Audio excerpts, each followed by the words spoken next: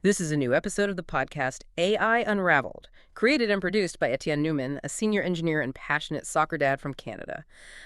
Make sure to like and subscribe to AI Unraveled wherever you get your podcasts. And welcome back to the Deep Dive. Today, we're doing what we do best, taking this stack of source material you've given us, these excerpts from the AI Innovations Chronicle, and pulling out the essential knowledge.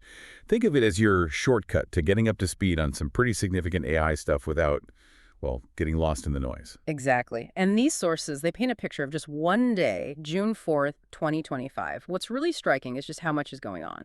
We're seeing things about big ethical debates, legal fights happening right now, brand new tools for developers, hardware advances, and even, AI changing healthcare. Yeah, it really shows how AI isn't just like one single track. It's hitting so many different areas all at once.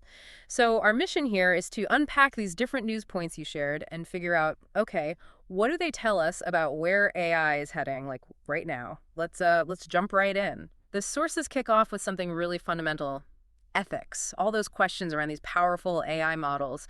There's news here about a major AI pioneer launching a nonprofit, Law Zero, focused on honest AI. That's right, Law Zero.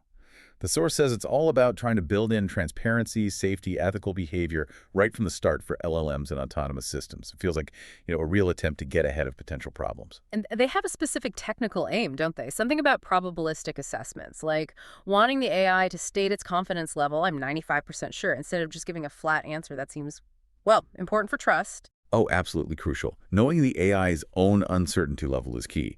And the source also mentions their scientist AI idea. An AI designed for discovery, yes, but also to, monitor other AIs for risks or deception.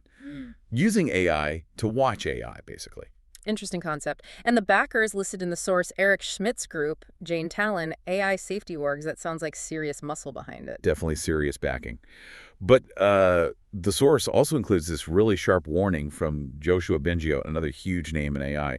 He's quoted saying that the current top models he mentions, O3 and Claude 4 Opus specifically, are already showing some, let's say, concerning behaviors. Concerning? Like what? Things like signs of self-preservation and even strategic deception. That's what the source attributes to him. Self-preservation. Deception. In an AI model, that doesn't sound like just a tool anymore. That's actually quite unsettling to read in a source from, just a few weeks back? It really underscores how fast things are moving, both capabilities and, well, potential downsides. Bengio also apparently voiced concern that OpenAI might not stick to its original safety mission, given the commercial pressures. Right. So why does this matter for you listening? The takeaway from the source seems clear. With business goals maybe pulling away from safety, we really need independent groups like Law Zero. We need that focus on ethical development to act as a counterbalance, to keep AI aligned with what humans actually want as it gets more powerful. Okay, so moving from those foundational ethics, the sources also zoom in on some immediate friction points, especially around data and access. Yeah, I saw that. The news about Reddit suing Anthropic. That sounds like a pretty big deal legally. It really could be. Reddit's claim, according to the source, is that Anthropic bots scraped their content over 100,000 times since last July without permission or a license. It's basically challenging how AI companies get their training data. Wow, 100,000 times disputed. That's a fight over the essential fuel for AI, isn't it? It is. And the source points out this case could set a huge precedent. It tackles those tricky questions. Do you need consent for public data? How do you value user content? If you create anything online, this case touches on how your work gets used and valued. And that's not the only access problem highlighted, is it? There's another bit about a startup, Windsurf, having trouble with Anthropic's Claude models. Right, yeah. This isn't a lawsuit, but it's another kind of tension. Windsurf reportedly claims Anthropic cut off their direct API access to some Claude models, like 3.7 and 3.5 Sonnet, pretty abruptly. Ouch. Cutting off direct access for a startup that depends on those models, that's gotta hurt. Yeah, the source says it pushed Windsurf towards using third-party providers, which adds complexity and potential reliability issues. And apparently this came after they already had trouble getting direct access to Claude 4 earlier, had to use workarounds. So what's the bigger picture here? This kind of report suggests that, depending on these big AI platforms and how they control access through APIs, is becoming a real pinch point, especially for smaller companies. It shows the business side of AI can be just as complex as the tech itself, something to watch if you're building AI services. And speaking of models and where they come from, there's another source covering a controversy around training data. allegations about DeepSeek may be using Google Gemini's outputs. Wait, using Google's AI results to train their own AI, how would they even know? Well, the source mentions two things.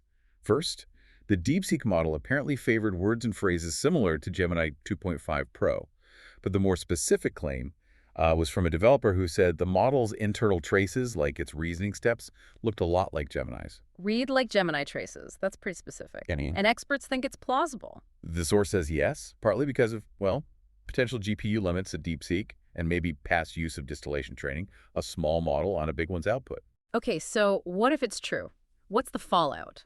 The source suggests it could lead to lawsuits or maybe new rules about licensing. It really throws that whole issue of data provenance back into the spotlight. Where did this AI really learn its stuff? That's a huge challenge. And look, for anyone working in AI, understanding these data issues, the ethics, the legal side, it's just becoming critical. If you're maybe looking to formalize that knowledge, perhaps get certified. Resources like Etienne Newman's books over at djamgatech.com can really help structure that learning. He covers things like Azure AI Engineer, Google Cloud Generative AI Leader, AWS AI Practitioner, Azure AI Fundamentals, Google Machine Learning, basically the key certifications. Worth checking out. Okay, so shifting from data fights to actually building things. The sources talk about new tools for creators and developers. Hey, Jen first. Giving more control over AI avatars. Yeah, this looks like a big jump in synthetic media. The source lists features for controlling expressions, gestures, even voice tone, really precisely. Like telling the avatar, whisper this bit, or uploading your own speaking style, or linking gestures to words. That sounds way beyond just basic text to video. It definitely does. And apparently they're teasing even more camera control, generative B-roll, editing based on prompts. The source suggests this makes studio quality production much more accessible. Super powerful, yeah. But the source instantly raises the flag, right? The deep fake concern, authenticity. It's that classic dual-edged sword. Exactly. Always the flip side with these tools. And then on the coding side, there's Mistral Code. Mistral getting into the AI coding assistant game. What's the story there? Well, the source describes it as a tool to help developers code faster using natural language, giving real-time suggestions inside their coding environment. It's apparently built on an open source project, continue, and starting in private beta for IDEs like JetBrains and VS Code. So basically an AI pair programmer using Mistral's models going up against the established tools. Pretty much. And aimed at businesses, too. The source mentions enterprise features, like letting companies tune it on their own code basis. Plus, an admin console says firms like Capgemini are already using it. Okay, so what's the takeaway for developers listening? This seems like Mistral making a serious play in AI development tools, challenging GitHub Copilot and others. It just shows how AI is changing the actual process of building software. Keeping up with these tools, understanding the models behind them is becoming, well, essential for developers. Again, if you're looking to stay sharp, maybe improve your skills, structured learning, or certification prep, like the kind 8chin's books cover, could be really beneficial.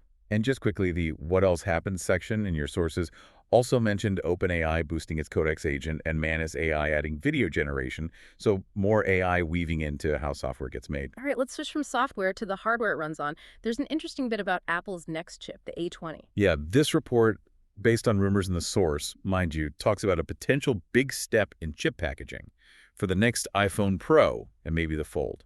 Chip packaging, what's the innovation there? It's called WMCM Wafer-Level Multi-Chip Module. The key idea, according to the source, is integrating the processor and memory much, much closer together right on the silicon wafer itself before it's even cut into chips. Why does packing them closer matter so much? Well, the source highlights the payoffs. Lower power use, faster speed, especially for demanding stuff like AI and gaming on your phone. And apparently it helps manage heat better, too. So, faster, cooler, more power-efficient AI right on the device, that sounds like it could be a really big deal for what phones can do with AI locally. It really could. The source positions this as a major move, bringing advanced packaging techniques into smartphones.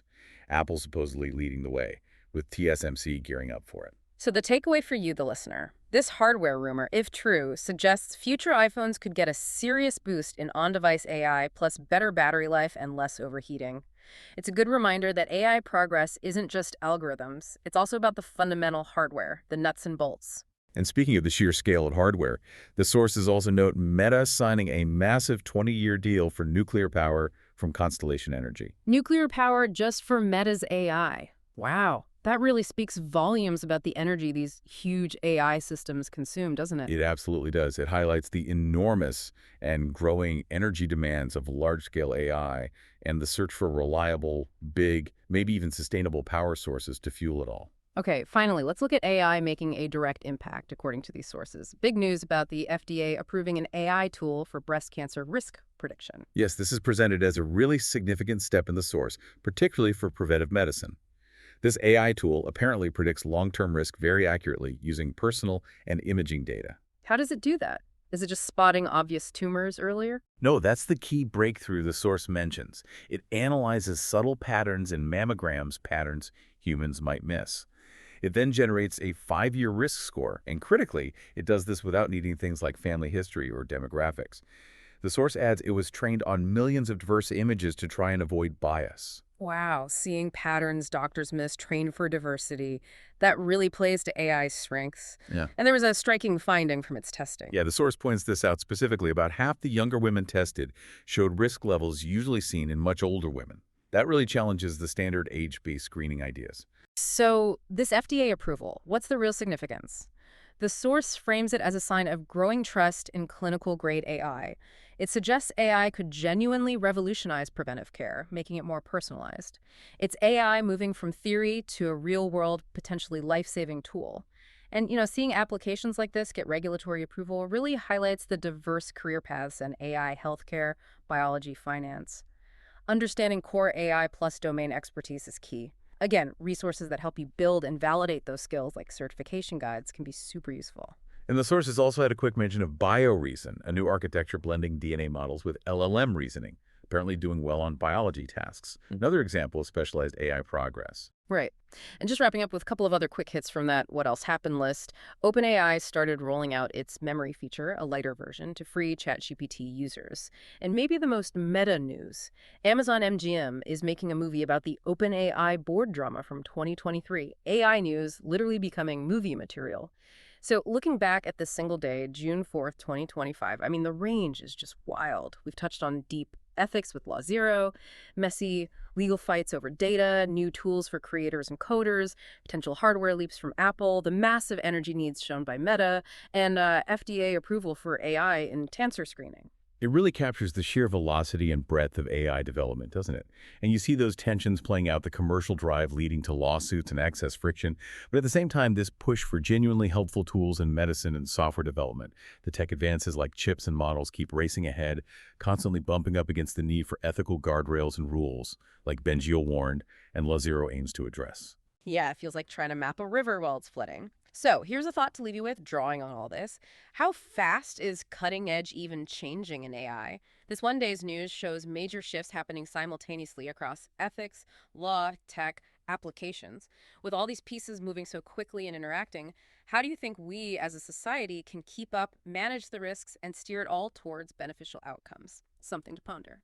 Well, thank you for joining us for this deep dive into the AI Innovations Chronicle. This has been another episode of AI Unraveled, created and produced by Etienne Newman, senior engineer, passionate soccer dad up in Canada. And hey, if making sense of this fast-moving AI landscape is on your agenda, maybe for your career, maybe just out of interest, getting certified can be a great way to structure your learning. Etienne's AI certification prep books are really solid resources for that. They cover Azure AI Engineer Associate, Google Cloud Generative AI Leader Certification, AWS Certified AI Practitioner Study Guide, Azure AI Fundamentals, and Google Machine Learning Certification. Loads of options. You can find them all at djamgotech.com, djamgatech.com. We'll put links in the show notes, of course. They really can help you get certified and boost your career. We'll definitely be back soon with another deep dive. Until then, keep exploring.